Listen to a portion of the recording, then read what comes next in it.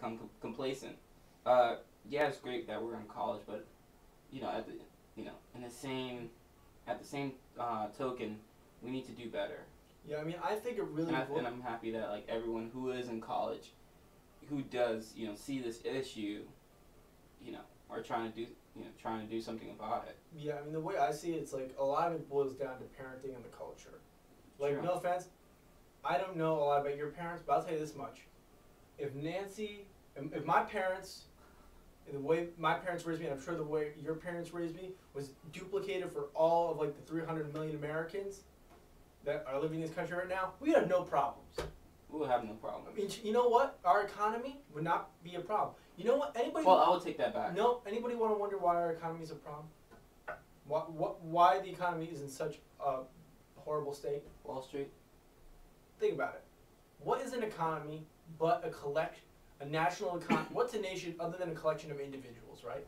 Well, I agree with you. I agree with what you're saying, but if the individuals in your nation are fundamentally unskilled and don't care about educating themselves, think about all the jobs that are open right now that simply can't get people because there are not enough qualified people. No, I don't think that's the issue, but that's not the cause for the state that we're in.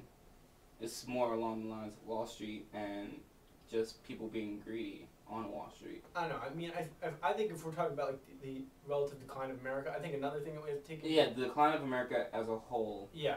Is because of people, like I said, being complacent with where they are. I mean, you got to think like when my dad was, or when my mom was growing up, or when my dad was growing up, or when your parents were growing up.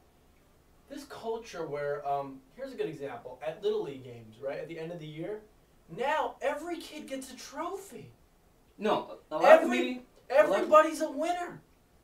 Oh, that is something I so disagree with. You know what? You know who's a winner? The winner's a winner. Not everybody's a winner. And all these kids, anybody want to wonder why everybody got a trophy in the first place? Because some parents of kids complained, I didn't get a trophy, and their parents were too thin-skinned, and they said, well, my son, he needs a trophy.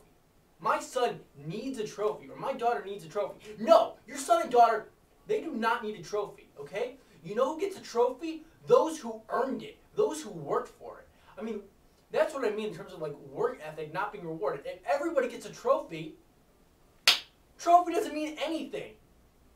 It's like, for example, I got like a bunch of awards in high school, okay? When I graduated.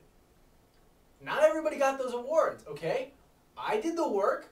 I distinguished myself according to the people who were giving these awards, and therefore I am worthy to get that award. Did you know? It's really simple. Did you know in most high schools they got rid of valedictorian because it was too competitive? Yeah. And I think that most Americans are sensitive. Like, you can't say anything without offending someone. Yeah. So it's like I can't say, well, your child needs to, stop, your child needs to grow up. Honestly, it's like in life, there's winners and there's losers. There's no in between. It's like these Little League games, and parents like, oh, it messes with their mind, hurts their self-esteem. All right, let that builds character. Yeah, I mean, like, okay, here's my question to those parents. When those kids go out into the job market, right? Yeah. Nobody's giving everybody a trophy when you go out into the job market. You get a job. You get a job. Everybody gets a job. No. No, you have to accept rejection. Yeah, when I go into the job market, when Frantron goes into the job market, guess what? We are totally not special. Hey, speak for yourself. Hey, let's just call it what it is, okay? Yeah, I agree. In the eyes of most people who are, interviewing you for a job, you're just another number, okay? Nobody gets a pat on the back and a reward. You have to work hard for these things, and it angers me so much that people, I'd rather have people exposed to competition and compete hard early, because that's what they're doing in China. They're competing really hard, really early. Well, not only China, but like India, other countries as well. It's interesting to see the direction that we're going, and I hope that we change.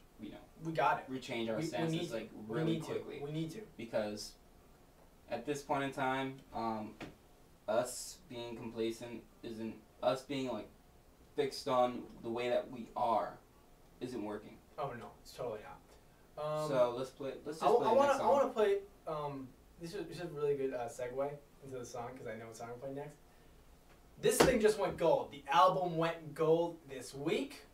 And this is the prime example of someone who works hard. Worked hard. Who works hard. There's There are a million college rappers, right? But only few make it. How many of them got signed to Jay-Z's label? 10.